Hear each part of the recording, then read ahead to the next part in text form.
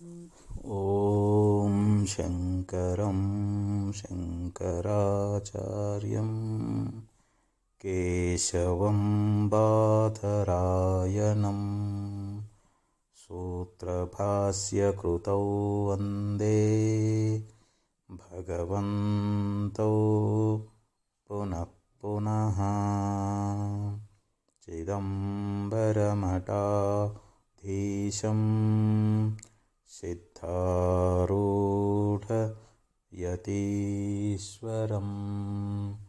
ಶಿಷ್ಯಪ್ರಶಿಷ್ಯರೂಪೇಣ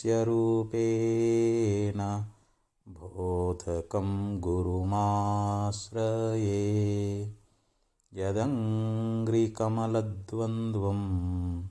ತಾಪತ್ರಯನಿವಾರಣಂ ಶಾಂತೈಕ್ಯಪದದಂ ದೇವಂ ಸಿದ್ಧಾರೂಢಮಹಂ ಭಜೆ. ಸಿದ್ಧಾರೂಢಮಹಂ ಭಜೆ. ಅದ್ವೈತ ಸಾರ್ವಭೌಮ ಚಕ್ರವರ್ತಿ ಜಗದ್ಗುರು ಸಿದ್ಧಾರೂಢ ಮಹಾಸ್ವಾಮಿಗಳವರ, ಜಗದ್ಗುರು ಶಿವರಾಮ ಅವಧೂತರ, ಜಗದ್ಗುರು ಭಾರತೀಯಪ್ಪಾಜಿಯವರ ಪವಿತ್ರ ಚರಣಾರವಿಂದಗಳಲ್ಲಿ ಅನಂತ ಕೋಟಿ ಶಿರಸಾಷ್ಟಾಂಗ ಪ್ರಣಾಮವನ್ನು ಸಲ್ಲಿಸುತ್ತೇನೆ. ಶ್ರೀಮತ್ ಶಂಕರ ಭಗವತ್ಪಾದಾಚಾರ್ಯರು ಭಜಗೋವಿಂದಂ ಸ್ತೋತ್ರದಲ್ಲಿ ಬಹು ಸುಂದರವಾಗಿರ್ತಕ್ಕಂಥ ಉಪದೇಶವನ್ನು ನೀಡ್ತಾ ಇದ್ದಾರೆ. ಸುಖಃ ಕ್ರಿಯತೆ ರಾಮಭೋಗಃ ಪಶ್ಚಾದಂತಹ ಶರೀರೇ ರೋಗಃ ಯದ್ಯಪಿ ಲೋಕೆ ಮರಣಂ ಶರಣಂ ತದಪಿ ನ ಮುಂಚತಿ ಪಾಪಾಚರಣಂ. ಈ ಒಂದು ಶ್ಲೋಕದೊಳಗೆ ನಾವು ಯೌವನದೊಳಗೆ ಸ್ತ್ರೀ ಮೊದಲಾಗಿರ್ತಕ್ಕಂಥ ಅನೇಕ ವಿಷಯಗಳನ್ನು ಉಪಭೋಗ ಮಾಡಿದ ನಂತರದಲ್ಲಿ ನಮಗೆ ಮುಪ್ಪಾವಸ್ಥೆ ಅನ್ನುವಂಥದ್ದು ಬರ್ತದೆ. ಶರೀರದೊಳಗೆ ಅನೇಕ ರೀತಿಯಾಗಿರ್ತಕ್ಕಂಥ ರೋಗಗಳು ನಮಗೆ ಪ್ರಾಪ್ತವಾಗ್ತಾ ಇದ್ದಾವೆ. ನಮಗೆ ಮರಣ ಅನ್ನುವಂಥದ್ದು ಕೂಡ ಸಮೀಪ ಬರ್ತದೆ. ಆದರೂ ಕೂಡ ಜೀವ ಪಾಪಾಚರಣೆಯನ್ನು ಮಾಡುವುದನ್ನು ಬಿಡುವುದಿಲ್ಲ ಅನ್ನುವಂಥ ಮಾತನ್ನು ಬಹು ಸುಂದರವಾಗಿ ನಮಗಿಲ್ಲಿ ನಿಜುಣಸುಳವರು ತಿಳಿಸ್ತಾ ಇದ್ದಾರೆ. ಪ್ರತಿಯೊಬ್ಬ ಮನುಷ್ಯ ತನ್ನ ಜೀವನದೊಳಗೆ ಸುಖವಾಗಿರಬೇಕು ಅಂತ ಬಯಸ್ತಾ ಇದ್ದಾನೆ. ಆ ಸುಖ ಅನ್ನುವಂಥದ್ದು ಎಲ್ಲಿ ಅದ, ಆ ಸುಖದ ಒಂದು ಸ್ಥಾನ ಯಾವುದು ಅನ್ನೋದನ್ನು ನಾವು ಮರ್ತು ಬಿಟ್ಟೇವೆ. ನಾವು ಹೊರಗಿನ ವಿಷಯಗಳೇ ಸುಖ ಅಂತ ಭಾವಿಸಿಕೊಂಡಿದ್ದೀವಿ. ಮನೆ, ಮಡದೆ, ಮಕ್ಕಳು, ಹೊಲ, ವ್ಯಾಪಾರ, ಉದ್ಯೋಗ ಇವೇನದಾವಲ್ಲ, ಇವುಗಳಲ್ಲಿನೇ ನಮಗೆ ಸುಖ ಅನ್ನುವಂಥದ್ದು ಅಂಥೇಳಿ ನಾವು ಸುಖಕ್ಕೋಸ್ಕರವಾಗಿ ಭಾಳ ಪ್ರಯತ್ನವನ್ನು ಮಾಡ್ತಾ ಇದ್ದೀವಿ. ಆದರೆ ಸುಖ ಇರೋದು ನಮ್ಮೊಳಗನ. ನಾವು ಸುಖ ಸ್ವರೂಪರೇ ಇದ್ದೀವಿ. ನಮ್ಮ ಸ್ವರೂಪದೊಳಗೆ ದುಃಖ ಅನ್ನುವಂಥದ್ದು ಇಲ್ಲವೇ ಇಲ್ಲ. ನಾವು ನಿತ್ಯ ಆನಂದ ಸ್ವರೂಪರು. ಅದಕ್ಕೆ ಪರಮಪ್ರೇಮಸ್ಪದತ್ವಾತ್ ಆತ್ಮ ಆನಂದ ರೂಪ ಅಂತ ವಿದ್ಯಾರಣ್ಯರು ಹೇಳ್ತಾರೆ. ಪರಮಪ್ರೇಮಕ್ಕೆ ಆಸ್ಪದನಾಗಿರುವುದರಿಂದ ಆತ್ಮನು ಆನಂದ ಸ್ವರೂಪನೇ ಇದ್ದಾನೆ ಅಂತೇಳಿ ಹೇಳ್ಕೊಂಡು ಬರ್ತಾರೆ. ಎಲ್ಲವನಾರೈದು ನೋಡಲು ಇಲ್ಲವೆನಿಸಿದ ನೇಹ ಎಲ್ಲಿ ನೆಲೆಸುವುದು, ತನ್ನಲ್ಲಿ ಅದರಿಂದೇ ಸುಖ ಅಂತ ಹೇಳಿದರು. ಪ್ರಪಂಚದ ಸಮಸ್ತ ಭೋಗ ವಿಷಯಗಳನ್ನು ನಾವು ವಿಚಾರ ಮಾಡಿ ನೋಡಿದರೆ ನಿಜವಾದ ಒಂದು ಸುಖ ಅನ್ನುವಂಥದ್ದು ಎಲ್ಲಿ ಅದ ಅಂತ ವಿಚಾರ ಮಾಡಿ ನೋಡಿದರೆ ಅದು ತನ್ನೊಳಗನ. ನೋಡ್ರಿ, ತನ್ನನ್ನು ಪ್ರೀತಿ ಮಾಡಿದಷ್ಟು ಈ ಜಗತ್ತಿನ ಯಾವ ವಿಷಯಗಳನ್ನು ಅವನು ಪ್ರೀತಿ ಮಾಡೋದಿಲ್ಲ. ಅದಕ್ಕೆ ತಾನು ಆನಂದ ಸ್ವರೂಪದಾನ ಅನ್ನುವಂಥ ಜ್ಞಾನ ನಾವು ಗುರುಶಾಸ್ತ್ರಗಳಿಂದ ನಾವು ಮಾಡಿಕೊಳ್ಬೇಕಾಗ್ಯದ. ನಾವು ಹೊರಗಿನ ವಿಷಯಗಳಲ್ಲಿ ಸುಖವನ್ನು ಅರಸ್ತಾ ಇದ್ದೀವಿ. ಕಸ್ತೂರಿ ಮೃಗ ಅಂತದು, ಅದಕ್ಕೆ ಸುಗಂಧ ವಾಸನೆ ಅನ್ನುವಂಥದ್ದು ಬರ್ತದೆ. ಆ ಕಸ್ತೂರಿ ಮೃಗ ವಿಚಾರ ಮಾಡ್ತದೆ, ಇದು ಎಲ್ಲಿಂದ ಬರ್ತಾ ಇದೆ ಈ ಸುಗಂಧ? ಈ ಸುಗಂಧವನ್ನು ಪಡಿಬೇಕು ಅಂಥೇಳಿ ಅದು ಅರಣ್ಯದೊಳಗೆ ಓಡಲಿಕ್ಕೆ ಪ್ರಾರಂಭ ಮಾಡ್ತದೆ. ಬೆಟ್ಟ ಗುಡ್ಡ ದಟ್ಟವಾದ ಅರಣ್ಯದೊಳಗೆ ಅಲೆದಾಡಿ ಓಡೋಡಿ ಬಂದು ಕೊನೆಗೆ ಸಾಕಾಗಿ ಒಂದು ಮರದ ಕೆಳಗೆ ಕುಳಿತುಕೊಂಡು ತನ್ನ ಮುಖವನ್ನು ತನ್ನ ನಾಭಿ ಕಡೆಗೆ ತಿರುಗಿಸಿದಾಗ ಆ ನಾಭಿಯೊಳಗನ ಅದರ ಸುಗಂಧ ವಾಸನೆ ಬರ್ತಾ ಇರ್ತದೆ. ಅದಕ್ಕೆ ಕಸ್ತೂರಿ ಮೃಗಕ್ಕೆ ಅನಿಸ್ತದೆ, ಅಯ್ಯೋ ಇದು ನನ್ನೊಳಗನ ಅದಲ್ಲ, ನನ್ನಲ್ಲಿರ್ತಕ್ಕಂಥ ಸುಗಂಧವನ್ನು ಮರೆತು ಈ ಸುಗಂಧ ಎಲ್ಲೋ ಬರ್ತದೆ ಅಂಥೇಳಿ ನಾನು ಸುಮ್ಮನೆ ವ್ಯರ್ಥವಾಗಿ ಅಲೆದಾಡಿನಲ್ಲ ಅಂಥೇಳಿ ಅದು ಪಶ್ಚಾತ್ತಾಪಡ್ತದೆ. ಹಂಗೆ ಜೀವನೂ ಕೂಡ ಸುಖವನ್ನು ಹೊರಗಿನ ವಸ್ತುಗಳಲ್ಲಿ ಹುಡುಕಾಡ್ತಾನೆ. ಹೆಂಡತಿಯಲ್ಲಿ, ಮಕ್ಕಳಲ್ಲಿ, ಬಂಧು ಬಾಂಧವರಲ್ಲಿ, ಧನದಲ್ಲಿ, ಅನೇಕ ಹೊರಗಿನ ವಿಷಯ ಭೋಗಗಳಲ್ಲಿ ಸುಖ ಅನ್ನುವಂಥದ್ದನ್ನು ಹುಡುಕ್ತಾನೆ. ಆದರೆ ಅಲ್ಲೆಲ್ಲಿಯೂ ಸುಖ ಅನ್ನುವಂಥದ್ದು ಸಿಗೋದಿಲ್ಲ. ಸುಖ ಎಲ್ಲಿ ಐತಿ ಅಂದರೆ ತನ್ನೊಳಗನ ಅದು ಅಂತ ಹೇಳ್ಕೊಂಡು ಬರ್ತಾ ಇದ್ದಾರೆ. ಅದಕ್ಕೆ ಇಲ್ಲಿ ಆಚಾರ್ಯರು ನಮಗೆ ಭಾಳ ಸುಂದರವಾಗಿ ಹೇಳ್ತಾ ಇದ್ದಾರೆ, ಸುಖ ಕ್ರಿಯತೆ ರಾಮ ಭೋಗ.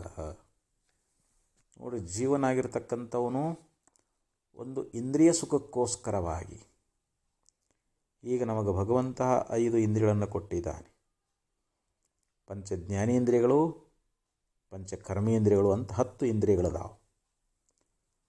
ನಾವು ಕಣ್ಣಿನಿಂದ ಒಳ್ಳೆಯ ರೂಪವನ್ನು ನೋಡಬೇಕು ಅಂತ ನಮಗೆ ಆಸೆ ಆಗ್ತದೆ. ಕಿವಿಯಿಂದ ಇಂಪಾದ ಗಾಯನವನ್ನು ಕೇಳಬೇಕು ಅಂತ ಅನಿಸ್ತದೆ. ಹಾಗೆ ನಾಲಿಗೆಯಿಂದ ರುಚಿಯಾಗಿರ್ತಕ್ಕಂಥ ಪದಾರ್ಥ ತಿನ್ನಬೇಕು ಅಂತ ಅನಿಸ್ತದೆ. ಮೂಗು ಸುಗಂಧವನ್ನು ಸವಿಬೇಕು ಅಂತ ಅನಿಸ್ತದೆ. ಹೀಗೆ ಪಂಚ ಇಂದ್ರಿಯಗಳು, ಪಂಚ ವಿಷಯಗಳಲ್ಲಿ ಇವು ಆಸಕ್ತಿಯನ್ನು ಹೊಂದ್ತಾ ಇದ್ದಾವೆ. ಆದರೆ ಇಂದ್ರಿಯಗಳು ಒಳಗಿರ್ತಕ್ಕಂಥ ಆತ್ಮತತ್ವವನ್ನು ಇವು ಅರಿತಾವೇನು ಅಂತಂದರೆ ಇಲ್ಲ. ಪರಾಂಚಿಕಾನಿ ವ್ಯತೃಣತ್ ಸ್ವಯಂಭೂ ತಸ್ಮಾತ್ ಪರಾಂಗ್ ಪಶ್ಯತಿ ನಾಂತರಾತ್ಮನ್ ಕಶ್ಚಿದ್ಧೀರ ಪ್ರತ್ಯೇಕಾತ್ಮಾನಮೈಕ್ಷತ್ ಆವೃತ್ತ ಚಕ್ಷು ಅಮೃತತ್ವಮಿಚ್ಚನ್ ಅಂತ ಹೇಳ್ತಾ ಇದ್ದಾರೆ. ಕಠೋಪನಿಷತ್ನಲ್ಲಿ ಯಮಧರ್ಮ ಹೇಳಿದ, ಭಗವಂತ ಶರೀರವನ್ನು ಸೃಷ್ಟಿ ಮಾಡುವ ಸಮಯದೊಳಗೆ ಇಂದ್ರಿಯಗಳನ್ನು ಬಹಿರ್ಮುಖವಾಗಿ ಸೃಷ್ಟಿ ಮಾಡಿಬಿಟ್ಟ. ಹೀಗಾಗಿ ಇಂದ್ರಿಯಗಳು ತಮ್ಮ ವಿಷಯಗಳಲ್ಲೇ ಹೋಗ್ತಾ ಹೊರತು ಒಳಗಿರ್ತಕ್ಕಂಥ ಅಂತರಾತ್ಮನನ್ನು ಇವು ಕಾಣ್ತಾವೇನು ಅಂತಂದರೆ ಇಲ್ಲ. ಅದಕ್ಕೆ ಇಲ್ಲಿ ನಾವು ಧೀರರಾಗಬೇಕು, ವಿವೇಕಿಗಳಾಗಬೇಕು, ವಿಚಾರವಂತರಾಗಬೇಕು. ನಮ್ಮ ಮನಸ್ಸನ್ನು, ನಮ್ಮ ಇಂದ್ರಿಯಗಳನ್ನು ಅಂತರ್ಮುಖ ಮಾಡಿಕೊಳ್ಳಬೇಕು. ನಾವು ಅಮರತ್ವವನ್ನು ಪಡಿತೇವೆ, ನಾವು ಮುಕ್ತರಾಗ್ತಾ ಇದ್ದೀವಿ, ಸಂಸಾರ ಬಂಧನದಿಂದ ಬಿಡುಗಡೆಯನ್ನು ಪಡೀತಾ ಇದ್ದೀವಿ. ಅದಕ್ಕೆ ಇಲ್ಲಿ ಆಚಾರ್ಯ ಹೇಳ್ತಾರೆ, ಇಂದ್ರಿಯ ಒಂದು ಸುಖಕ್ಕೋಸ್ಕರವಾಗಿ ಜೀವ ಏನು ಮಾಡ್ತಾನ ಅಂತಂದ್ರೆ ಈ ಸ್ತ್ರೀ ಮೊದಲಾಗಿರ್ತಕ್ಕಂಥ ವಿಷಯ ಭೋಗಗಳನ್ನು ಅನುಭೋಗ ಮಾಡ್ತಾ ಇದ್ದಾರೆ. ನೋಡಿ, ಯೌವನಾವಸ್ಥೆ ಬಂದಾಗ ಜೀವನಿಗೆ ಈ ಒಂದು ಮನ್ಮಥನ ಒಂದು ಬಾಧೆಯನ್ನು ತಡ್ಕೊಳ್ಳಿಕ್ಕಾಗೋದಿಲ್ಲ. ಅವನಿಗೆ ಆ ವಿಷಯ ಸುಖವನ್ನು ಅನುಭೋಗಿಸ್ಬೇಕು ಅನ್ನುವಂಥ ತೀವ್ರವಾಗಿರ್ತಕ್ಕಂಥ ಇಚ್ಛಾ ಅನ್ನುವಂಥದ್ದಾಗ್ತದೆ. ಅದಕ್ಕೆ ಇಲ್ಲಿ ದುರುಳ ಕಂತುವಿನ ಕಾತುರವನ್ನು ತಡೆಯುವುದೇ ಚಂದಮಮ ಅಂತ ಹೇಳಿದರು. ದುಷ್ಟನಾಗಿರತಕ್ಕಂಥ ಮನ್ಮಥನ ಕಾತುರ ಅನ್ನುವಂಥದ್ದನ್ನು ಅದನ್ನು ನಿಗ್ರಹಿಸುವುದೇ ಜೀವನಿಗೆ ಯೋಗ್ಯ ಅನ್ನುವಂಥ ಮಾತನ್ನು ಹೇಳ್ತಾ ಇದ್ದಾರೆ. ಆದ್ದರಿಂದ ಇಲ್ಲಿ ನಿಜಮಸುಳಿ ಹೇಳಿದಂತೆ ಅಂಥ ಒಂದು ಮನ್ಮಥನ ಕಾತುರವನ್ನು ತಡೆಯುವುದು ಇದು ಬಹಳ ಅಸಾಧ್ಯವಾಗಿರತಕ್ಕಂಥದ್ದು ಅಂತ. ಅದಕ್ಕೆ ಭರ್ತೃಹರಿಯವರು ಈ ಒಂದು ಕಾಮನ ಒಂದು ಉಪಟಳ ಅನ್ನುವಂಥದ್ದು ಎಷ್ಟು ಬಲಾತ್ಕಾರವಾಗಿರ್ತಕ್ಕಂಥದ್ದು ಅನ್ನೋದನ್ನು ಹೇಳ್ತಾರೆ. ಕೃಷಕಾಣ ಕಂಜಃ ಶ್ರವಣರಹಿತಾ ಪುಚ್ಚ ವಿಕಲೋ ವೃಣೀಪೂಯ ಕ್ಲಿನ್ನಃ ಕೃಮಿಕುಲಶತೈರಾವೃತತನು ಕ್ಷುಧಾಕ್ಷಾಮೋ ಜೀರ್ಣಃ ಪಿಟರಕಕಪಾಲಾರ್ಪಿತಗಲಾಂ ಸುನೀಮನ್ವೇತಿ ಸ್ವ ಹತಮಪಿ ನಿಹಂತೇವ ಮದನಃ. ನೋಡಿ ಇಲ್ಲಿ ಮದನ ಅಂದರೆ ಕಾಮ. ಆ ಕಾಮನ ಒಂದು ಬಲಾತ್ಕಾರ ಅನ್ನುವಂಥದ್ದು ಎಂಥದ್ದು ಅನ್ನೋದ್ರ ಬಗ್ಗೆ ಇಲ್ಲಿ ಹೇಳ್ತಾ ಇದ್ದಾರೆ. ಕೃಷಕಾಣ ಕಂಜಃ ಅಂತ ಹೇಳಿದರು. ಒಂದು ನಾಯಿ ಅನ್ನುವಂಥದ್ದು ಅದು ಪೂರ ದುರ್ಬಲ ಆಗಿಬಿಟ್ಟದು. ಒಂದು ಕಣ್ಣು ಕೂಡ ಹೋಗಿಬಿಟ್ಟದು. ಒಂದೇ ಕಣ್ಣು ಅದು ಕುರುಡಾಗಿಬಿಟ್ಟದು.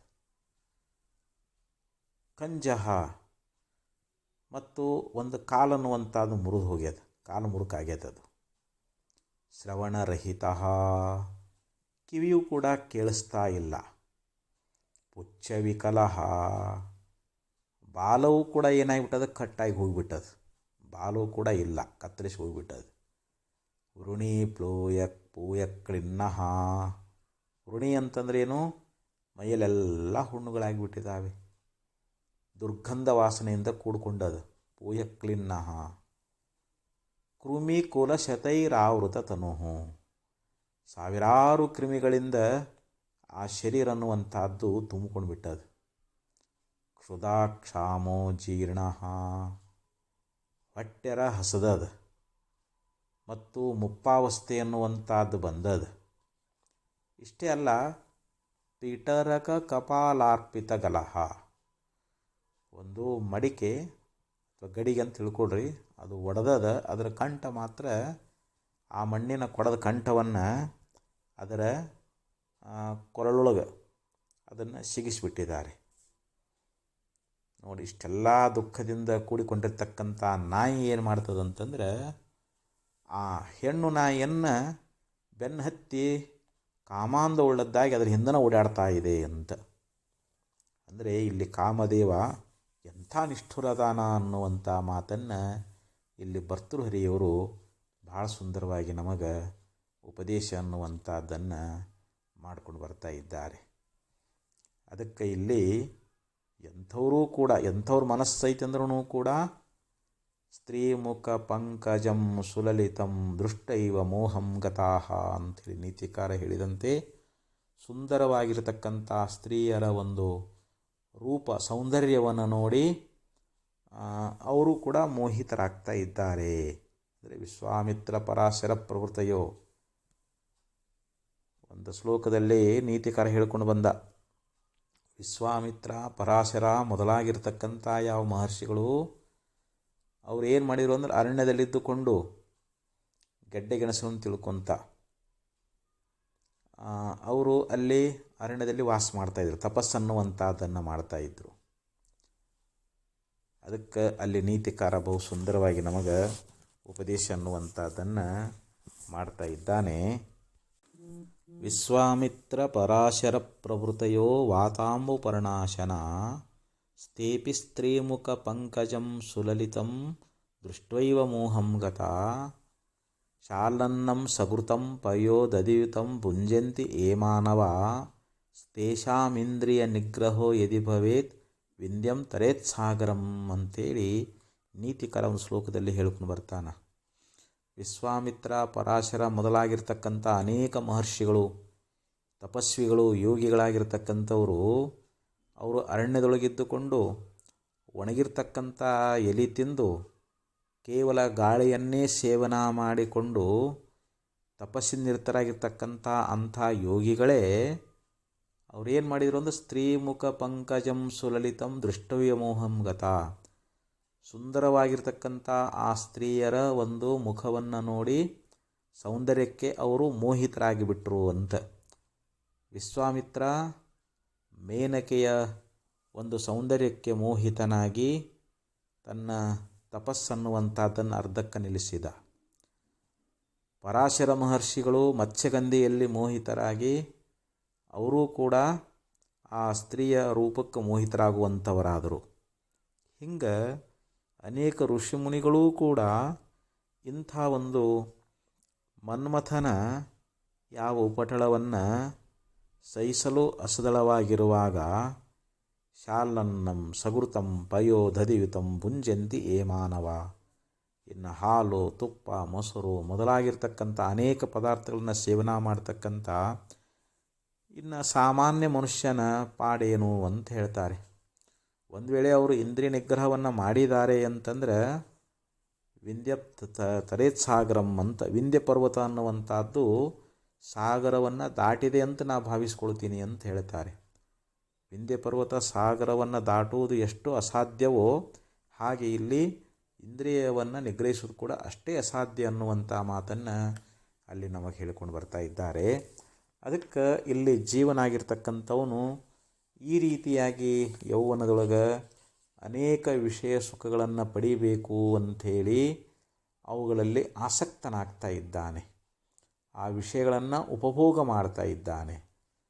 ಪಶ್ಚಾತ್ ಆ ಸಂಸಾರದೊಳಗೆ ಇರ್ತಕ್ಕಂಥ ಎಲ್ಲ ವಿಷಯಗಳ ಭೋಗವನ್ನು ಮಾಡಿ ನಂತರದೊಳಗೆ ಶರೀರೇ ರೋಗ, ಶರೀರದೊಳಗೆ ಏನಾಗ್ತಾವು, ಇಂದ್ರಿಯಗಳು ಯಾವಾಗ ವಿಕಲವಾಗ್ತಾ ಇದ್ದಾವೆಯೋ, ಇಂದ್ರಿಯಲ್ಲಿರ್ತಕ್ಕಂಥ ಶಕ್ತಿ ಅನ್ನುವಂಥದ್ದು ಯಾವಾಗ ಕ್ಷೀಣಾಗಿ ಹೋಗ್ತದೋ, ಶರೀರ ಜರ್ಜರಿತ ಆಗಿಬಿಡ್ತದೆ, ಆವಾಗ ರೋಗಗಳು ಪ್ರಾರಂಭವಾಗ್ತಾ ಇದ್ದಾವೆ. ನಮ್ಮ ಶರೀರದೊಳಗೆ ರೋಗಗಳು ಬರ್ತಾ ಇದ್ದಾವೆ.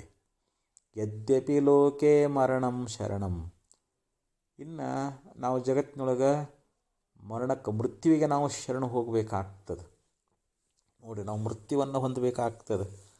ಆ ಮೃತ್ಯು ಅನ್ನುವಂಥದ್ದು ನಮಗೆ ಸಮೀಪ ಬಂದ್ರೂ ಕೂಡ ನಾವು ಈ ಸಂಸಾರದ ವಿಷಯ ಸುಖವನ್ನು ಬಿಡ್ತೇವೇನೋ ಅಂತಂದರೆ ಇಲ್ಲ. ಹರಕೆಗೆಂದೇ ತಂದ ಕುರಿತ ನರೆಯದ ಕಟ ಕೊಲ್ಲುವರೆಂಬುದ, ಹಿರಿದು ಹಸಿವಿಗೆ ತಳಿರ ಮೇಲುವುದು ತೋರಣಕ್ಕೆ ತಂದ, ನರಕುರಿಗಳದರಂತೆ ತಮಗಹ ಮರಣವನು ತಾವರಿಯದಿ, ಸಂಸರಣ ದುಃಖದಿ ಮಗ್ನರಾಗಿಯೇ ಮೃತ್ಯುವಶವಹರು.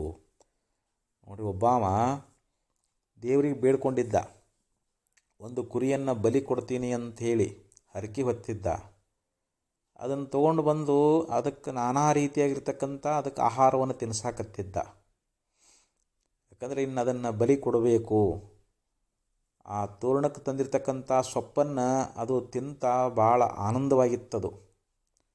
ಅದಕ್ಕಂತರ ಹರಕೆಗೆಂದೇ ತಂದ ಕುರಿತ ನರಿಯದ ಕಟ ಕೊಲ್ಲುವರೆಂಬುದು. ಅದಕ್ಕೆ ನನ್ನನ್ನು ಕೊಲ್ತಾರನ್ನುವಂಥದ್ದು ಆ ಕುರಿಗೆ ಏನಾದರೂ ಗುರ್ತದೇನೋ ಅಂತಂದರೆ ಇಲ್ಲ. ಹಿರಿದು ಹಸಿವಿಗೆ ತಳಿರ ಮೇಲುವುದು ತೋರಣಕ್ಕೆ ತಂದ, ಆ ತೋರಣಕ್ಕೆ ತಂದಿರತಕ್ಕಂಥ ತಳಿರು, ಅಲ್ಲಿರ್ತಕ್ಕಂಥ ಸೊಪ್ಪು ಅನ್ನುವಂಥದ್ದು ಏನದಲ್ಲ, ಅದನ್ನು ತಿಂತ ಭಾಳ ಹಿಗ್ಗು ಪಡ್ತಾ ಇತ್ತಂತೆ. ನರಕುರಿಗಳದರಂತೆ ತಮಗಹ ಮರಣವನು ತಾವರಿಯದಿ, ಸಂಸರಣ ದುಃಖದಿ ಮಗ್ನರಾಗಿ ಮೃತ್ಯುವಶಹರು. ಹಾಗೆ ಇಲ್ಲಿ ನರಕುರಿಗಳು ಅಂತಂದರೆ ಇಲ್ಲಿ ಮಾನವರಾಗಿರ್ತಕ್ಕಂಥವರು, ಇವರು ಈ ಸಂಸಾರದಲ್ಲಿರ್ತಕ್ಕಂಥ ಯಾವ ಸುಖ ದುಃಖಗಳಲ್ಲಿ ಮಗ್ನರಾಗಿ ಬಿಟ್ಟಿದ್ದಾರೆ. ಆದರೆ ತಮಗೆ ನಾವು ಮೃತ್ಯು ಅನ್ನುವಂಥದ್ದು ಬರ್ತದನ್ನುವಂಥದ್ದನ್ನು ಮರೆತು ವಿಷಯಗಳಲ್ಲಿಯೇ ಮಗ್ನರಾಗಿದ್ದಾರೆ ಅನ್ನುವಂಥ ಮಾತನ್ನು ಅನುಭವಾಮೃತಕಾರರು ನಮಗೆ ಭಾಳ ಸುಂದರವಾಗಿ ಉಪದೇಶ ಅನ್ನುವಂಥದ್ದನ್ನು ಮಾಡ್ತಾ ಇದ್ದಾರೆ. ಅದಕ್ಕೆ ಈ ವಿಷಯಗಳೆಲ್ಲವೂ ಏನದಾವು ಅಂತಂದರೆ, ಮೋಕ್ಷಮಿಚ್ಛಸಿ ಹೇತ್ತಾತ ವಿಷಯಾನ್ ವಿಷವತ್ಯಜ ಅಂತ ಹೇಳಿದರು.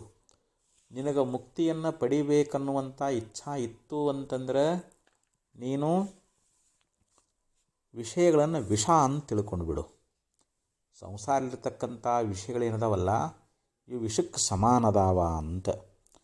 ಅದಕ್ಕೆ ಸ್ತ್ರೀ ಪುತ್ರಾದಿಗಳಲ್ಲಿ ನೀ ಏನು ಮೋಹಿತ ಆಗಿದ್ದೀಯಲ್ಲ, ಅವುಗಳಲ್ಲಿ ಯಾವ ಅನಿತ್ಯ, ದುಃಖ, ಅಸೂಚಿ, ಅನಾತ್ಮ ಅನ್ನುವಂಥ ದೋಷ ದೃಷ್ಟಿ ಅನ್ನುವಂಥದ್ದನ್ನು ಮಾಡು ಅಂತ ಹೇಳ್ತಾ ಇದ್ದಾರೆ. ಯಾಕಂದರೆ ವಿಷಯಗಳು ಮನುಷ್ಯನ ಮನಸ್ಸನ್ನು ಆಕರ್ಷಣೆ ಮಾಡ್ತಾ ಇದ್ದಾವೆ. ವಚನದೊಳೆಲ್ಲರೂ ಶುಚಿ ವೀರರು ಧೀರರು, ಕುಚಹೇಮ ಶಸ್ತ್ರ ಇವು ಮೂರು ತಗಲಲು, ಅಚಲಿತರಾರು ಸರ್ವಜ್ಞ ಅಂತ ಸರ್ವಜ್ಞ ಕವಿ ಹೇಳ್ತಾನೆ. ನಾವು ಉಪದೇಶ ಮಾಡೋದರಲ್ಲಿ, ಬೋಧನಾ ಮಾಡೋದರಲ್ಲಿ ನಾವೆಲ್ಲರೂ ಭಾಳ ಶೂರರು ವೀರರು ಅನಿಸಿಕೊಳ್ತೀವಿ. ಆದರೆ ಒಂದು ಕುಚ ಮತ್ತು ಹೇಮ ಶಸ್ತ್ರ ಇವು ಮೂರೂ ತಗಲಿದು ಅಂತಂದ್ರೆ ನಾವಲ್ಲಿ ಮೋಹಿತರಾಗದೆ ಇರಲಿಕ್ಕಾಗ್ತದೇನೋ ಅಂತಂದರೆ ಇಲ್ಲ. ಅದಕ್ಕೆ ಅನಂತ ಕಾಲವರೆಗೆ ನಾವು ಈ ಯಾವ ಸಾಂಸಾರಿಕವಾಗಿರ್ತಕ್ಕಂಥ ಭೋಗಗಳನ್ನು ನಾವು ಅನುಭೋಗ ಮಾಡಿದ್ರೂ ಕೂಡ ನಮಗಲ್ಲಿ ಸಾಕನಿಸ್ತದೇನೋ ಅಂತಂದರೆ ಇಲ್ಲ. ಯಾಕಂದ್ರೆ ಪುರೂರವ ನೋಡ್ರಿ ತನ್ನ ಯೌವನವನ್ನು ಯಯಾತಿಗೆ ಕೊಡ್ತಾ ಇದ್ದಾನೆ. ಯಯಾತಿಯಾಗಿರ್ತಕ್ಕಂಥವನು ಬಹುಕಾಲ ಮಗನ ಯೌವನವನ್ನು ತಗೊಂಡು ತನ್ನ ಮುಪ್ಪನ್ನು ಆ ಪುರೂರವನಿಗೆ ಕೊಟ್ಟು ಹಲವು ವರ್ಷಗಳ ಪರ್ಯಂತರವಾಗಿ ಆ ರಾಜ್ಯ ಭೋಗವನ್ನು ಉಪಭೋಗ ಮಾಡ್ತಾನೆ. ತನ್ನ ಸ್ತ್ರೀಯಿಂದ ಪ್ರಾಪಂಚಿಕ ಸುಖವನ್ನು ಅನುಭವಿಸ್ತಾ ಇದ್ದಾನೆ. ಕೊನೆಗವ ಹೇಳ್ತಾನೆ, ನ ಜಾತು ಕಾಮಕಾಮಾನಾಂ ಉಪಭೋಗೇನ ಶಾಮ್ಯತಿ ಹವಿಷಾ ಕೃಷ್ಣವತ್ಮೇವ ಭೂಯೇವ ಅಭಿವರ್ಧತೆ ಅಂತ ಹೇಳಿದ. ಅಂದರೆ ನಾವು ಕಾಮನೆಗಳನ್ನು ಉಪಭೋಗ ಮಾಡಿ ನಾವು ಮನಸ್ಸನ್ನು ತೃಪ್ತಿಗೊಳಿಸ್ತೀವಿ ಅಂತಂದ್ರೆ ಅದು ಯಾವತ್ತೂ ಸಾಧ್ಯ ಇಲ್ಲ ಅಂತ ಹೇಳ್ತಾ ಇದ್ದಾನೆ. ನ ಜಾತು ಕಾಮಕಾಮಾನಾಂ ಉಪಭೋಗೇನ ಶಾಮ್ಯತಿ ಹವಿಷಾ ಕೃಷ್ಣವತ್ಮೇವ ಭೂಯೇವ ಅಭಿವರ್ಧತೆ ಅಂತ ಹೇಳಿದ. ಈಗ ನಾವು ಅಗ್ನಿಯೊಳಗೆ ತುಪ್ಪವನ್ನು ಹಾಕಿದ್ರೆ ಅದು ಮತ್ತಷ್ಟು ಪ್ರಜ್ವಲ ಆಗ್ತದೆ ಹೊರತು ಆ ಬೆಂಕಿಯನ್ನು ಆರಿಸ್ಲಿಕ್ಕಾಗಂಗಿಲ್ಲ, ತುಪ್ಪ ಹಾಕಿ ಆರ್ಸೋಕ್ಕಾಗಂಗಿಲ್ಲ. ಹಂಗೆ ನಮ್ಮ ಮನಸ್ಸಿಗೆ ಅನೇಕ ಕಾಮನೆಗಳನ್ನು ಕೊಟ್ಟಂತೆ ಅದು ಅನುಭೋಗ ಮಾಡಬೇಕನ್ನುವಂಥ ಆಸಕ್ತಿಯನ್ನು ಹೆಚ್ಚಾಗ್ತೈತೆ ಹೊರತು ಅದು ಯಾವತ್ತೂ ಕಡಿಮೆ ಆಗೋದಿಲ್ಲ ಅಂಥೇಳಿ ಹಿಂಗೆ ಯಾವ ಯಯಾತಿ ಮಹಾರಾಜ ಮರಳಿ ತನ್ನ ಮುಪ್ಪನ್ನು ತಗೊಂಡು ಪುರೂರವನಿಗೆ ತನ್ನ ಯೌವನವನ್ನು ಕೊಡ್ತಾ ಇದ್ದಾನೆ. ಆದ್ದರಿಂದ ಇಲ್ಲಿ ಈ ಸಂಸಾರದ ಸಕಲ ಭೋಗಗಳು ನಮಗೆ ನಿಜವಾಗಿ ದುಃಖವನ್ನೇ ಕೊಡ್ತಾ ಇದ್ದಾವೆ ಹೊರತು ಅವುಗಳಲ್ಲಿ ಸುಖ ಅನ್ನುವಂಥದ್ದಿಲ್ಲ. ಅದಕ್ಕೆ ಯಾವಾಗ ಮುಪ್ಪಾವಸ್ಥೆ ಅನ್ನುವಂಥದ್ದು ಬಂತು ಅಂತಂದರೆ ಮುಪ್ಪಿನ ಕಾಲದೊಳಗೆ ಜೀವನು ಭಾಳ ದುಃಖ ಅನುಭವಿಸ್ತಾನೆ. ಯಾಕಂದ್ರೆ ಅವಾಗ ನಮಗೆ ಸರಿಯಾಗಿ ಕಣ್ಣು ಕಾಣಂಗಿಲ್ಲ, ಕಿವಿ ಕೇಳಿಸಂಗಿಲ್ಲ, ಕೈಕಾಲೊಳಗಿನ ಶಕ್ತಿ ನಿಂತು ಹೋಗ್ತದೆ, ಶರೀರದೊಳಗೆ ಅನೇಕ ರೋಗಗಳು ನಮ್ಮನ್ನು ಪೀಡಿಸ್ತಾ ಇದ್ದಾವೆ, ಅನಂತ ರೋಗಗಳು ಬರ್ತಾ ಇದ್ದಾವೆ. ಅವಾಗ ಕಫ, ನಾನಾ ವಾತ, ಪಿತ್ತ, ಅನೇಕ ರೋಗಗಳು ನಮ್ಮ ಶರೀರಕ್ಕೆ ವೇದನೆಯನ್ನು ಉಂಟು ಮಾಡ್ತಾ ಇದ್ದಾವೆ.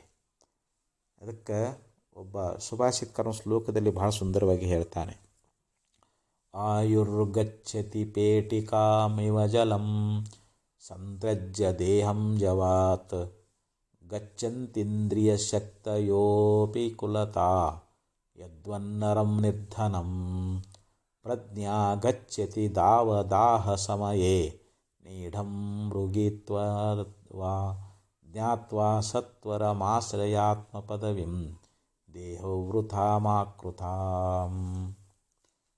ನೋಡ್ರಿ, ಆಯುರ್ಗಚ್ಚತಿ ಪೇಟಿಕಾಮಿವ ಜಲಂ. ಒಂದು ಪೆಟ್ಟಿಗೆಯೊಳಗೆ ನಾವು ನೀರು ಹಾಕೀವಿ ಅಂತ ತಗೊಳ್ರಿ. ಅದು ನಮಗೆ ಗೊತ್ತಾಗಲಾರ್ದಂಗೆ ಆ ನೀರು ಅನ್ನುವಂಥದ್ದು ಆವಿಯಾಗಿ ಹೋಗಿಬಿಡ್ತದೆ. ಪೆಟ್ಟಿಗೆಗಳಿಗಿರ್ತಕ್ಕಂಥ ನೀರು ಅನ್ನುವಂಥದ್ದು ಅದು ನಮ್ಗೆ ಗುರ್ತನಾಗಂಗಿಲ್ಲ, ಅದು ಆ ನೀರೆಲ್ಲ ಹೊರಟು ಹೋಗಿಬಿಡ್ತದೆ. ಹಾಗೆ ನಮ್ಮ ಆಯುಷ್ಯ ಅನ್ನುವಂಥದ್ದು ಏನಾಗ್ತದೆ ಅಂತಂದರೆ ಇದು ಸವಿತದ ಅಂತ. ಗಚ್ಚತ್ತೀಂದ್ರಿಯ ಶಕ್ತಿಯೋಪಿ ಕುಲತಾಂ. ಹಾಗೆ ನಮ್ಮ ಇಂದ್ರಿಯಗಳಲ್ಲಿರ್ತಕ್ಕಂಥ ಒಂದು ಶಕ್ತಿ ಅನ್ನುವಂಥದ್ದು ಇದು ಕೂಡ ಹೆಂಗೆ ಹೋಗ್ತದೆ ಅಂತಂದರೆ ಕುಲತಾ ಯದ್ವನ್ನರಂ ನಿರ್ಧನಂ. ಒಬ್ಬ ನಿರ್ಧನಿಕನಾಗಿರ್ತಕ್ಕಂಥ ಪುರುಷನನ್ನು ವೇಷಾಸ್ತ್ರೀಗಳಾಗಿರ್ತಕ್ಕಂಥವಳು ಹೆಂಗೆ ತ್ಯಜಿಸ್ತಾ ಇದ್ದಾಳೋ, ಅವನಲ್ಲಿ ಎಲ್ಲಿ ತನಕ ಧನ ಇರ್ತದೆ ಅಲ್ಲಿವರೆಗೆ ಆ ವೇಷಾಸ್ತ್ರೀ ಪ್ರೀತಿ ಮಾಡ್ತಾಳ. ಯಾವಾಗ ಅವನಲ್ಲಿರ್ತಕ್ಕಂಥ ಹಣ ತೀರ್ತು ಅಂತಂದರೆ ಆ ಪುರುಷನನ್ನು ವೇಷಾಸ್ತ್ರೀ ತ್ಯಾಗ ಮಾಡುವಂತೆ ಈ ಯಾವ ಇಂದ್ರಿಯ ಶಕ್ತಿ ಅನ್ನುವಂಥದ್ದು ಕೂಡ ಇದು ನಮ್ಮ ಶರೀರವನ್ನು ಬಿಟ್ಟು ಹೋಗಿಬಿಡ್ತದೆ ಅಂತ. ಪ್ರಜ್ಞಾ ಗಚ್ಚತಿ ದಾವದಾಹನ ಸಮಯೇ ನೀಡಂ ಮೃಗೀತ್ವ ಜಡ. ಈಗ ಬೇಗೆಯಿಂದ ಬೆಂದಿರ್ತಕ್ಕಂಥ ವನದೊಳಗಿರುವಂಥ ತಮ್ಮ ಮನೆಗಳನ್ನು ಪಕ್ಷಿಗಳು ಬಿಡ್ತಾ ಇದ್ದಾವೆ ಅಂತ. ಹಂಗೆ ಬುದ್ಧಿಯೂ ಕೂಡ ನಿನ್ನನ್ನು ಅಗಲಿ ಹೋಗ್ತದೆ ಅಂತ ಹೇಳ್ತಾರೆ. ನೋಡಿ, ಯಾವಾಗ ಮುಪ್ಪು ಬಂತು ಅಂತಂದರೆ ಈಗ ಒಂದು ಅರಣ್ಯದೊಳಗೆ ಬೆಂಕಿ ಬಿತ್ತು ಅಂತ ತಿಳ್ಕೊಳ್ರಿ. ಅರಣ್ಯವನ್ನು ಸುಡ್ತಾ ಬರ್ತದೆ. ಅಲ್ಲಿರ್ತಕ್ಕಂಥ ಪಕ್ಷಿಗಳು ಅಲ್ಲಿ ಮನೆ ಮಾಡ್ಕೊಂಡಿರ್ತಾವಲ್ಲ, ಅವೆಲ್ಲ ಏನು ಮಾಡ್ತಾವೆ, ತಮ್ಮ ಮನೆಯನ್ನು ಬಿಟ್ಟು ಹೋಗಿಬಿಡ್ತಾ ಇದ್ದಾವೆ. ಹಂಗೆ ನಮ್ಮ ಬುದ್ಧಿ ಅನ್ನುವಂಥದ್ದು ಯಾವಾಗ ಮುಪ್ಪು ಬಂತು ಅಂತಂದರೆ ಇದು ಕೂಡ ನಮ್ಮ ಬುದ್ಧಿಯು ಕೂಡ ನಮ್ಮನ್ನು ಅಗಲಿ ಹೋಗ್ತಾ ಇದೆ ಅಂತ. ಜ್ಞಾತ್ವಾ ಸತ್ವರ ಮಾಶ್ರಯಾತ್ಮ ಪದವಿಂ ದೇಹವು ವೃಥಾ ಮಾ ಕೃತ. ಆದ್ದರಿಂದ ಹೇ ಮಾನವ, ತಡ ಮಾಡಲಾರ್ದ ಆತ್ಮನನ್ನು ಅರಿತುಕೊಂಡು ಸುಖಿಯಾಗು ಅಂತ ಹೇಳ್ತಾ ಇದ್ದಾರೆ. ಅಂದರೆ ವ್ಯರ್ಥವಾಗಿ ಈ ದೇಹವನ್ನು ಕಳ್ಕೊಂಡು ಪಶ್ಚಾತ್ತಾಪ ಪಡಬೇಡ ಅಂತ ಹೇಳಿದರವರು. ಈಗೇನು ಶರೀರ ಬಂದದಲ್ಲ, ಈ ಶರೀರ ಸದೃಢ ಇರುವಾಗಲೇ ಯಾವತ್ ಸ್ವಸ್ಥಮಿದಂ ದೇಹಂ ಯಾವನ್ ಮೃತ್ಯುಶ್ಚ ದೂರತಃ ತಾವತ್ ಆತ್ಮಹಿತಂ ಕುರ್ಯಾತ್ ಮರಣಾಂತ್ಯ ಕಿಂ ಕರಿಷ್ಯತಿ ಅಂತ ಹೇಳ್ತಾರೆ. ಅಂದರೆ ಈ ಶರೀರ ಸದೃಢ ಇರುವಾಗಲೇ, ಮುಪ್ಪು ಬರೋದಕ್ಕಿಂತ ಮೊದಲನ ನಾವು ಆತ್ಮನನ್ನು ಕಂಡುಕೊಳ್ಬೇಕು, ಆತ್ಮಜ್ಞಾನ ಮಾಡಿಕೊಳ್ಬೇಕು. ಬಂದ ಸಮಯದೊಳಗೆ ಯಮದೂತರು ಬಂದು ಪಾಶೆ ಹಾಕುವಾಗ, ಇಲ್ಲ ನಾ ಇನ್ನೂ ತತ್ವಜ್ಞಾನ ಮಾಡ್ಕೊಳ್ಬೇಕು, ನಾ ಇನ್ನೂ ಸಾಧನ ಮಾಡಬೇಕು ಅಂತಂದರೆ ಅವ್ರೇನು ನಮ್ಮನ್ನು ಬಿಟ್ಟು ಹೋಗ್ತಾರೇನೋ, ಅವ್ರಿಗೇನು ಕರುಣರಸಮಯರೇ ಅಂತ ಕೇಳ್ತಾರೆ. ಆ ಯಮದೂತರಿಗೆ ಏನಾದರೂ ಕರುಣ ಇರ್ತದೇನು ಅಂತಂದರೆ ಇಲ್ಲ. ಅದಕ್ಕೆ ನಾವು ಆದಷ್ಟು ಈ ಶರೀರ ಅನ್ನುವಂಥದ್ದು ಇದು ಯಾವ ನಾಶ ಆಗೋದ್ರೊಳಗಾಗಿ ನಾವು ಭಗವಂತನನ್ನು ಕಾಣಬೇಕು, ಭಗವಂತನ ಜ್ಞಾನವನ್ನು ಮಾಡಿಕೊಳ್ಬೇಕು. ಅದಕ್ಕೆ ನಾವು ಪರಮಾತ್ಮನ ಸಾಕ್ಷಾತ್ಕಾರ ಮಾಡ್ಕೊಂಡೀವಿ ಅಂತಂದರೆ ನಮಗೆ ಯಥಾರ್ಥವಾಗಿರ್ತಕ್ಕಂಥ ನಿತ್ಯ ಸುಖ ಅನ್ನುವಂಥದ್ದು ನಮಗೆ ಪ್ರಾಪ್ತವಾಗ್ತದೆ ಅಂತ ಹೇಳಿದರು. ಹಾವಿನ ಬಾಯ ಕಪ್ಪೆ ಹಸಿದು ಹಾರುವ ನೊಣಕ್ಕೆ ಆಸೆ ಮಾಡುವಂತೆ ಸೂಲ ನೇರುವ ಕಳ್ಳ ಹಾಲು ತುಪ್ಪವು ಕುಡಿದು ಮೇಲೇಸು ಕಾಲ ಬದುಕುವನೋ, ಕೆಡುವ ಒಡಲ ನೆಚ್ಚಿ ಹುಸಿಯನೇ ಹುಸಿದು ಒಡಲ ಹೊರೆಯುವವರ ಮೆಚ್ಚ ನಮ್ಮ ಕೂಡಲ ಸಂಗಮ ದೇವ ಅಂತ ಹೇಳ್ತಾ ಇದ್ದಾರೆ. ಒಂದು ಕಪ್ಪೆ ಅನ್ನುವಂಥದ್ದು ಅದಕ್ಕೆ ಹಸಿವಾಗ್ಯದ.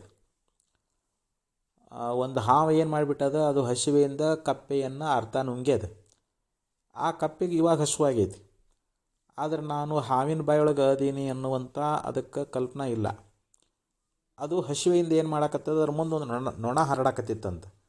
ಆ ನೊಣವನ್ನು ತಿನ್ನಬೇಕು ಅಂಥೇಳಿ ಕಪ್ಪೆ ಹಾತೊರಿತಾ ಇದೆ. ಅದಕ್ಕೆ ಇಲ್ಲಿ ಬಸವಣ್ಣವ್ರು ಹೇಳ್ತಾ ಇದ್ದಾರೆ, ಹಾವಿನ ಬಾಯ ಕಪ್ಪೆ ಹಸಿದು ಹಾರುವ ನೊಣಕ್ಕೆ ಆಸೆ ಮಾಡುವಂತೆ. ಹಾವಿನ ಬಾಯೊಳಗೆ ಇರ್ತಕ್ಕಂಥ ಒಂದು ಕಪ್ಪೆ ಎನ್ನುವಂಥದ್ದು ಅದಕ್ಕೆ ಹಸಿವಾಗಿ ತನ್ನ ಮುಂದೆ ಹಾರುವಂಥ ನೊಣವನ್ನು ತಿನ್ನಬೇಕು ಅಂತ ಹೆಂಗೆ ಆಸೆ ಮಾಡ್ಲಿಕ್ಕತ್ತದೋ, ಸೂಲ ನೇರುವ ಕಳ್ಳ ಹಾಲು ತುಪ್ಪವ ಕುಡಿದು ಮೇಲೇಸು ಕಾಲ ಬದುಕುವನು. ಈಗ ಒಬ್ಬವ ಕಳ್ತನ ಮಾಡ್ಯಾನ, ಅವನಿಗೆ ಗಲ್ಲಿಗೆ ಏರಿಸ್ಬೇಕು. ಅದಕ್ಕೆ ನ್ಯಾಯಾಧೀಶ ಏನು ಮಾಡ್ಯಾನ, ಅದಕ್ಕೆ ಅವನಿಗೆ ಗಲ್ಲು ಶಿಕ್ಷೆಯನ್ನು ವಿಧಿಸಿದಾನ. ಆವಾಗ ಅವ್ರಿಗೆ, ನೋಡಪ್ಪ ನಿನಗೆ ಏನಾದರೂ ಇಷ್ಟ ಇದ್ದರೆ ಹೇಳು, ನಿನ್ನ ಮನೋರಥವನ್ನು ಈಡೇರಿಸ್ತೀವಿ ಅಂತ ಹೇಳಿದರು. ಆವಾಗ ಅವನು, ಇಲ್ಲರಿ ನಾ ಹಾಲು ತುಪ್ಪ ಹೋಳಿಗೆ ಕಡುಬು ಇಂಥವು ಏನಾದರೂ ನನಗೆ ಉಣಬೇಕು ಅಂತ ಇಚ್ಛೆ ಆಗೈತಿ, ನನಗದನ್ನು ಕೊಡ್ರಿ ಅಂತಂದರೆ ಅದನ್ನು ಉಂಡು ಅವ ಎಷ್ಟು ಸಮಯ ಬದುಕಲಿಕ್ಕೆ ಸಾಧ್ಯ ಅದವ. ಕೆಡುವ ಒಡಲ ನಚ್ಚಿ ಹರೆಯ ಹೊಯಿಸಿ ಕಡು ಹುಸಿಯನ್ನೇ ಹುಸಿದು ಒಡಲ ಹೊರೆಯುವವರ ಮೆಚ್ಚ ನಮ್ಮ ಕೂಡಲ ಸಂಗಮ ದೇವ ಅಂತ ಹೇಳ್ತಾ ಇದ್ದಾರೆ. ಈ ಕೆಟ್ಟು ಹೋಗ್ತಕ್ಕಂಥ ಈ ಶರೀರದ ಮೇಲೆ ನಾವು ಮೋಹ ಮಾಡಿಕೊಂಡು ಈ ದೇಹವೇ ಸತ್ಯ ಅಂತ ತಿಳ್ಕೊಂಡು ಬರೀ ಸುಳ್ಳನ್ನು ಮಾತಾಡ್ತಾ ಈ ಶರೀರದ ನಿರ್ವಹಣೆಯನ್ನು ಯಾರು ಮಾಡ್ತಾ ಇದ್ದಾರೋ ಅಂಥವರನ್ನು ಪರಮಾತ್ಮ ಮೆಚ್ಚುವುದಿಲ್ಲ ಅನ್ನುವಂಥ ಮಾತನ್ನು ಬಹಳ ಸುಂದರವಾಗಿ ನಮಗೆ ಮಹಾತ್ಮರು ಉಪದೇಶ ಅನ್ನುವಂಥದ್ದನ್ನು ಮಾಡ್ಕೊಂಡು ಬರ್ತಾ ಇದ್ದಾರೆ. ಅದಕ್ಕೆ ಇಲ್ಲಿ ಯಾವ ಆಚಾರ್ಯ ಹೇಳಿದಂತೆ ಈ ರೀತಿ ನಮಗೆ ಮುಪ್ಪಾವಸ್ಥೆ ಅನ್ನುವಂಥದ್ದು ಬಂದ್ರೂ ಮರಣವೇ ನಮಗೆ ಶರಣ. ನಾವು ಮರಣಕ್ಕನ ಶರಣಾಗತಿ ಆಗ್ತೀವಿ, ಕೊನೆಗೆ ಮರಣ ನಮ್ಮನ್ನು ಆವರಿಸಿ ಬಿಡ್ತದೆ. ಅದಕ್ಕಂತ ಯದ್ಯಪಿ ಲೋಕೆ ಮರಣಂ ಶರಣಂ, ನಾವು ಏನು ಮಾಡಿದ್ರೂ ಕೂಡ ಜಗತ್ತಿನೊಳಗೆ ಈ ಮರಣ ಅನ್ನುವಂಥ ಮೃತ್ಯುವಿಗೆ ನಾವೆಲ್ಲ ಶರಣ ಹೋಗೋರೆ. ತದಪಿ ನ ಮುಂಚತಿ ಪಾಪಾಚರಣಂ, ಇಷ್ಟೆಲ್ಲ ಆಗಿದ್ರೂ ಕೂಡ ಇವನು ಅಧರ್ಮವನ್ನು ಆಚರಿಸುವುದನ್ನು ಬಿಡ್ತಾನೇನು ಅಂತಂದ್ರೆ ಈ ಮನುಷ್ಯ ಅಧರ್ಮವನ್ನು ಆಚರಿಸೋದು ಬಿಡೋದಿಲ್ಲ ಅಂತ ಹೇಳ್ತಾ ಇದ್ದಾರೆ. ಅದಕ್ಕೆ ನೀತಿಕಾರ ವೈರಾಗ್ಯ ಶತಕದಲ್ಲಿ ಭರ್ತೃರು ಒಂದು ಶ್ಲೋಕದೊಳಗೆ ಹೇಳ್ತಾ ಇದ್ದಾರೆ, ವ್ಯಾಘ್ರೀವ ತಿಷ್ಠತಿ ಜರಾ ಪರಿತರ್ಜಯಂತಿ ರೋಗಾಶ್ಚ ಶತ್ರವಯ್ಯ ಪ್ರವರಂತಿ ದೇಹೆ ಆಯುಃ ಪರಿಸ್ರವತಿ ಭಿನ್ನಘಟಾದಿವಾಂಬಃ ಲೋಕಸ್ತಥಾಪಿ ಅಹಿತಮಾಚರತೀತಿ ಚಿತ್ರಂ. ವ್ಯಾಘ್ರೀವ ತಿಷ್ಠತಿ ಜರಾ ಪರಿತರ್ಜಯಂತಿ ಅಂತ ಹೇಳಿದರು. ಮುಪ್ಪು ಅನ್ನುವಂಥದ್ದು ಹುಲಿಯಂತೆ ಹಿಂದೆ ನಿಂತು ಅದು ನಮ್ಮನ್ನು ಹೆದರಿಸ್ತಾ ಇದೆ ಅಂತ. ವ್ಯಾಘ್ರೀವ ತಿಷ್ಠತಿ ಜರಾ ಪರಿತರ್ಜಯಂತಿ. ಹೆಂಗೆ ಹೆಣ್ಣು ಹುಲಿ ಅನ್ನುವಂಥದ್ದು ಹಿಂದೆ ನಿಂತು ಹೆದರಿಸ್ತದೋ ಹಂಗೆ ಮುಪ್ಪು ಅನ್ನುವಂಥದ್ದು ನಮ್ಮನ್ನು ಕೂಡ ಹೆದರಿಸ್ತದ ಅಂತರ್ಥ.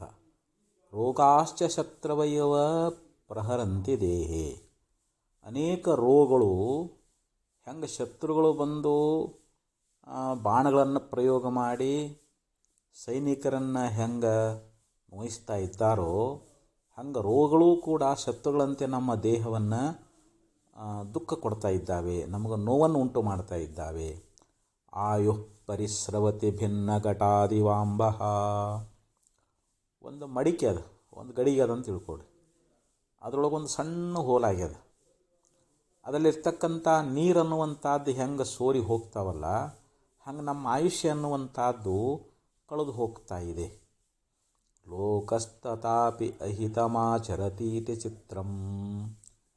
ಇಷ್ಟಾದ್ರೂ ಕೂಡ ಈ ಮನುಷ್ಯ ಮಾತ್ರ ಪಾಪವನ್ನೇ ಮಾಡ್ತಾ ಇದ್ದಾನೆ. ಇದ ಬಹಳ ಆಶ್ಚರ್ಯ ಅಂತ ಹೇಳ್ತಾ ಇದ್ದಾರೆ. ಬಹಳ ಇದೆ ವಿಚಿತ್ರವಾಗಿರ್ತಕ್ಕಂಥದ್ದು. ಇಷ್ಟೆಲ್ಲ ಮುಪ್ಪು ಬಂದದ, ರೋಗಗಳು ನಮ್ಮ ಶರೀರಕ್ಕೆ ವೇದನೆಯನ್ನು ಮಾಡ್ತಾ ಇದ್ದಾವೆ, ನಮ್ಮ ಆಯುಷ್ಯನೂ ಕೂಡ ಎಲ್ಲ ಹೊರಟು ಹೋಗಿಬಿಟ್ಟದ. ಇಷ್ಟಾದ್ರೂ ಕೂಡ ಈ ಜೀವ ಪಾಪವನ್ನು ಆಚರಣೆ ಮಾಡ್ತಾ ಇದ್ದಾನಲ್ಲ, ಇದ ಬಹಳ ಆಶ್ಚರ್ಯ ಅನ್ನುವಂಥ ಮಾತನ್ನು ಭರ್ತೃಹರಿಯವರು ತಮ್ಮ ನೀತಿ ಶತಕದಲ್ಲಿ ಹೇಳ್ಕೊಂಡು ಬರ್ತಾ ಇದ್ದಾರೆ.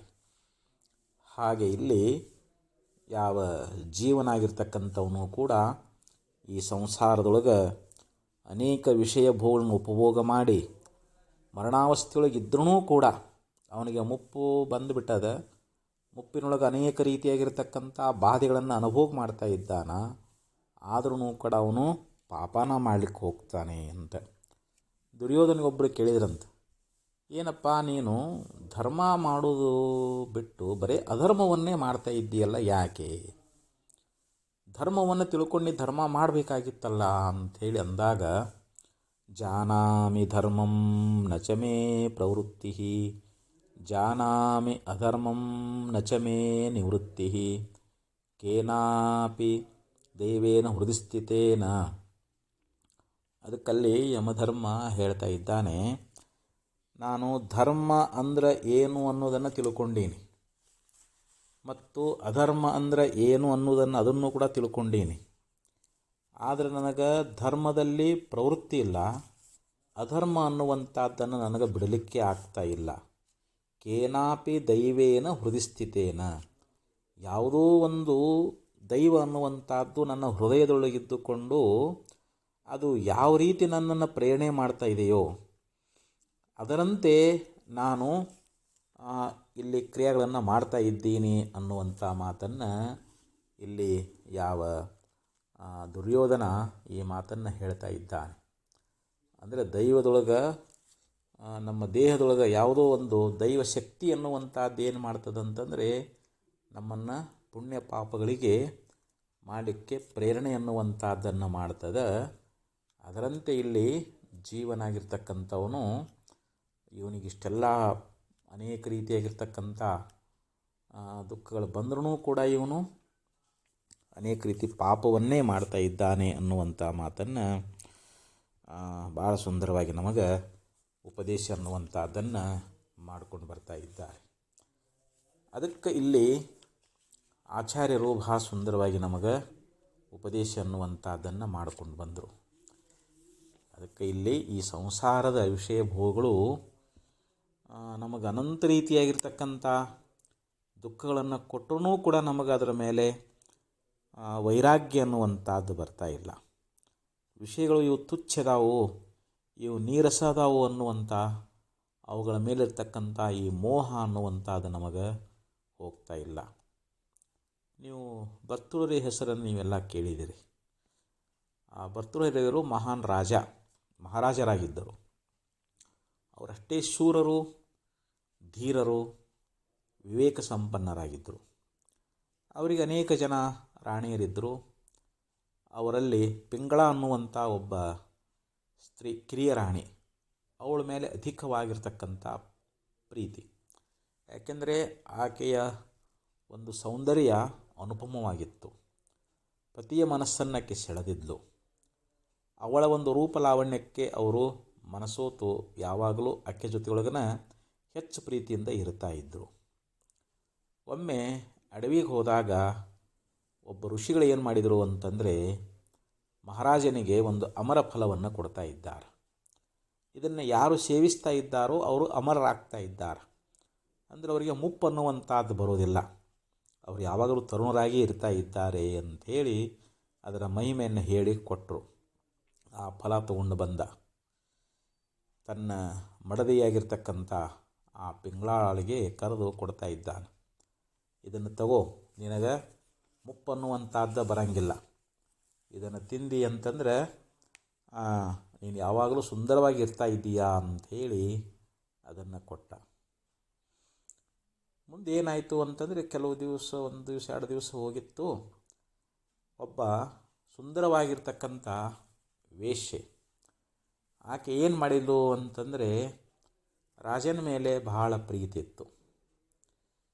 ಹೀಗಾಗಿ ಒಂದು ಹಣ್ಣನ್ನು ತಗೊಂಡು ಬಂದು ಅಮರ ಫಲವನ್ನು ತಗೊಂಡು ಬಂದು ರಾಜನಿಗೆ ಕೊಟ್ಟು, ಯಾಕೆಂದರೆ ನಮ್ಮನ್ನು ಪಾಲನೆ ಮಾಡ್ತಾ ಇದ್ದಾರೆ ಮಹಾರಾಜರು, ಅವ್ರು ಸುಖವಾಗಿರಲಿ ಅಂಥೇಳಿ ತಂದು ಕೊಟ್ಟು ಬರ್ತರೋರಿ. ಆ ಅಮರ ಫಲ ನೋಡಿ ಭಾಳ ವಿಸ್ಮಯ ಆಯ್ತು ಅವರಿಗೆ, ಆಶ್ಚರ್ಯ ಆಗಿಬಿಡ್ತು. ಇವಳ ಕೈಗಿದು ಹೆಂಗೆ ಬಂತು? ಈ ಫಲ ಅನ್ನುವಂಥದ್ದನ್ನು ನಾನು ಮಹಾರಾಣಿ ಕೊಟ್ಟಿದ್ದೆ, ಇವಳ ಕೈಗೆ ಹೆಂಗೆ ಬಂತು? ಇದನ್ನು ವಿಚಾರ ಮಾಡಬೇಕು ಅಂತ ಅನ್ನಿಸ್ತು. ಆವಾಗ ಅವನು ಕೇಳಿದ, ವೇಶ್ಯೆಯನ್ನು ಕೇಳ್ತಾ ಇದ್ದಾನೆ, ಈ ಹಣ್ಣನ್ನು ನಿನಗೆ ಯಾರು ಕೊಟ್ಟರು ಅಂತ ಕೇಳಿದ. ಆವಾಗ, ನಿಮ್ಮ ಅರಮನೆಯೊಳಗೆ ಒಬ್ಬ ಕೊತ್ವಾಲ ಅದಾನಲ್ಲ, ಅವನು ನನಗಿದನ್ನು ಕೊಟ್ಟ ಅಂಥೇಳಿ ಅಂದಳು. ಅಂದರೆ ಕೊತ್ವಾಲನಿಗೂ ಮತ್ತು ಆ ಯಾವ ವೇಷಾಸ್ತ್ರಿಗೂ ಪ್ರೇಮ ಅನ್ನುವಂಥದ್ದಿತ್ತು. ಅವರಿಬ್ಬರು ಪರಸ್ಪರ ಪ್ರೀತಿಸ್ತಾ ಇದ್ದರು. ಹೀಗಾಗಿ ಆ ಹಣ್ಣನ್ನು ಆಕೆ ಏನು ಮಾಡಿದ್ದು ಅಂತಂದರೆ, ಕೊತ್ವಾಲ ಯಾವ ವೇಷಾಸ್ತ್ರಿಗೆ ಕೊಟ್ಟಿದ್ದ, ವೇಷಾಸ್ತ್ರಿ ಬಂದು ರಾಜನಿಗೆ ಕೊಟ್ಟಿದ್ಲು. ಆವಾಗ ಕೊತ್ವಾಲನ್ನ ಕರೆದು ಕೇಳ್ತಾ ಇದ್ದಾನೆ ರಾಜ, ಈ ಹಣ್ಣು ನಿನಗೆ ಹೇಗೆ ಬಂತು ಅಂತ ಕೊತ್ವಾಲನ್ನ ಕೇಳಿದ. ಆವಾಗ ಅವನಿಗೆ ಹೇಳಲಿಕ್ಕೆ ಭಾಳ ಹೆದರಿಕೆ ಆಯಿತು. ಇಲ್ಲ, ಇದನ್ನು ಮಹಾರಾಣಿಯವರು ನನಗೆ ಕೊಟ್ಟಿದ್ದಾರೆ, ಯಾಕೆ ಇದನ್ನು ಯಾರು ತಿಂತಾರೋ ಅವ್ರು ಅಮರ ಆಗ್ತಾರ ಅಂಥೇಳಿ ನನಗೆ ಕೊಟ್ಟಿದ್ದಾರೆ. ನಾನು ತಿಂದರೆ ಏನು ಫಲ? ಅದಕ್ಕೆ ನನಗೆ ಅತ್ಯಂತ ಪ್ರೀತಿಗೆ ಪಾತ್ರರಾಗಿರ್ತಕ್ಕಂಥ ವೇಶ್ಯೆಗೆ ನಾನು ಕೊಟ್ಟೆ ಅಂಥೇಳಿ ಹಿಂಗಂದ. ಆವಾಗ ಅವನಿಗೆ ಅನ್ನಿಸ್ತು, ತನ್ನ ಯಾವ ಮಹಾರಾಣಿಯನ್ನೇ ತನ್ನ ಕಿರಿಯ ಸತಿಗಳಾಗಿರ್ತಕ್ಕಂಥ ಯಾವ ಪಿಂಗಳನ್ನ ಕರೀತಾ ಇದ್ದಾನೆ. ಯಾಕಂದರೆ ಇಲ್ಲಿ ಕೊತ್ವಾಲ ವೇಶ್ಯೆಯಲ್ಲಿ ರಮಿಸುವಂತೆ ರಾಣಿಯಾಗಿರ್ತಕ್ಕಂಥ ಪಿಂಗಳ ಕೊತ್ವಾಲನನ್ನು ಭಾಳ ಪ್ರೀತಿ ಮಾಡ್ತಿದ್ಲು. ಅವನು ಭಾಳ ಸುಂದರವಾಗಿ ದೃಢಕಾಯದವನಾಗಿದ್ದ. ಅವನು ಯೌವನದಿಂದ ಕೂಡಿಕೊಂಡಿದ್ದ. ಅವನ ಸಂಗಡದೊಳಗಾಕಿ ರತಿ ಸುಖವನ್ನು ಅನುಭವಿಸ್ತಾ ಇದ್ಲು. ಅದಕ್ಕೆ ಅವನ ಮೇಲಿರ್ತಕ್ಕಂಥ ಪ್ರೀತಿಗೆ ಅದನ್ನು ಕೊಟ್ಟಿದ್ಲು. ಇದನ್ನು ನೋಡಿ ರಾಜನಿಗೆ ಭಾಳ ಆಶ್ಚರ್ಯ ಆಯಿತು. ಅವನ ಮನಸ್ಸಿಗೆ ಭಾಳ ಖೇದ ಅನ್ನಿಸ್ತು. ಯಾಕಂದರೆ ನಾನು ಯಾರನ್ನು ಅತ್ಯಂತ ಪ್ರಾಣಕ್ಕಿಂತಲೂ ಹೆಚ್ಚಿಗೆ ಪ್ರೀತಿಯಿಂದ ಮಾಡ್ತಾ ಇದ್ನೋ ಅಂಥ ಯಾವ ನನ್ನ ಕಿರಿಯ ರಾಣಿ ಒಬ್ಬ ಕೊತ್ವಾಲನ್ನು ಪ್ರೀತಿಸ್ತಾ ಇದ್ದಾಳಲ್ಲ ಅಂಥೇಳಿ ಮನಸ್ಸಿಗೆ ಭಾಳ ದುಃಖ ಆಯಿತು. ಅವಳು ಮತ್ತೊಬ್ಬನನ್ನು ಹಿಂಗೆ ಅಯ್ಯೋ ವಿಧಿ ಅಂಥೇಳಿ ಅವನಿಗೆ ವೈರಾಗ್ಯ ಅನ್ನುವಂಥದ್ದು ಬಂತು. ಅವನು ರಾಜ್ಯವನ್ನು ತೊರೆದು ಅಡವಿಗೆ ಹೋಗ್ತಾ ಇದ್ದಾನೆ. ಗೋರಕ್ಷನಿಗೆ ಶರಣಾಗತನಾಗ್ತಾ ಇದ್ದ. ಮುಂದೆ ಅವರ ಶಿಷ್ಯನಾಗಿ ಜ್ಞಾನವನ್ನು ಸಂಪಾದನೆ ಮಾಡ್ತಾ ಇದ್ದಾರೆ. ಅದಕ್ಕೆ ಯಾಂ ಚಿಂತಯಾಮಿ ಸತತಂ ಮೈಸಾ ವಿರಕ್ತ ಸಾಪ್ಯನ್ಯಮಿಚ್ಛತಿ ಜನಂ ಸ ಜನೋನ್ಯಸಕ್ತಃ ಅಸ್ಮತ್ಕೃತೆ ಚ ಪರಿತುಷ್ಯತಿ ಕಾಚಿದನ್ಯಾಂ ದಿಕ್ತಾಂ ಚ ತಂ ಚ ಮದನಂ ಚ ಇಮಾಂ ಚ ಮಾಂ ಚ. ನೋಡ್ರಿ ಇಲ್ಲಿ ಯಾವ ಭರ್ತೃಹರಿಯವರೇ ಈ ಶ್ಲೋಕವನ್ನು ಹೇಳ್ತಾ ಇದ್ದಾರೆ. ಯಾರನ್ನು ನಾನು ಅತ್ಯಂತ ಪ್ರೀತಿಯಿಂದ ಪ್ರೀತಿಸ್ತಾ ಇದ್ದನೋ, ಅತ್ಯಂತ ಪ್ರೀತಿ ಮಾಡ್ತಾ ಇದ್ದನೋ ಅಂಥವಳು ನನ್ನಲ್ಲಿ ವಿರಕ್ತಳಾದಳು. ನನ್ನ ಮೇಲಿರ್ತಕ್ಕಂಥ ಪ್ರೀತಿಯನ್ನು ತೆಗೆದು ಬೇರೆಯವನನ್ನು ಆಕೆ ಪ್ರೀತಿಸಿದಳು. ಯಾಂ ಚಿಂತೆಯಾಮಿ ಸತತಂ ಮಯಿ ಸಾ ವಿರಕ್ತ ಸಾಪ್ಯನ್ಯಮಿಚ್ಛತಿ. ಸಾಪಿ ಅಂದರೆ ಯಾವ ಮಹಾರಾಣಿಯು ಕೂಡ ಒಬ್ಬ ಕೊತ್ವಾಲನನ್ನು ಪ್ರೀತಿಸಿದ್ದು, ಕೊತ್ವಾಲನಾಗಿರ್ತಕ್ಕಂಥವನು ಇನ್ನೊಬ್ಬ ವೇಷಾಸ್ತ್ರೀಯರನ್ನು ಪ್ರೀತಿಸಿದ.